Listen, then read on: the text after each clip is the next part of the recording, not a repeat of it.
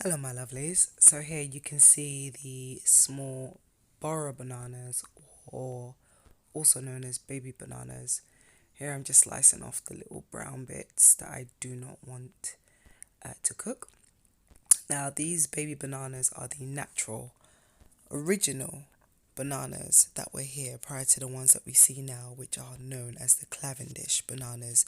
Those are the ones that we see in most of the supermarkets. And here, just slicing them like I do as a traditional Ghanaian lady. I like them long. Look at that. Beautiful. Now the thing is with these bananas is that people think you can't fry bananas. But trust me, when you fry these, it tastes even better. And the texture is even better. If it's ripe, that is. It's even better than the hybrid plantains that are all over the globe. Now, the plantains that are all over the globe are very, very high in starch. So, if someone is still quite attached to the concept of fried plantains, this is the ultimate upgrade. Enjoy, my loves.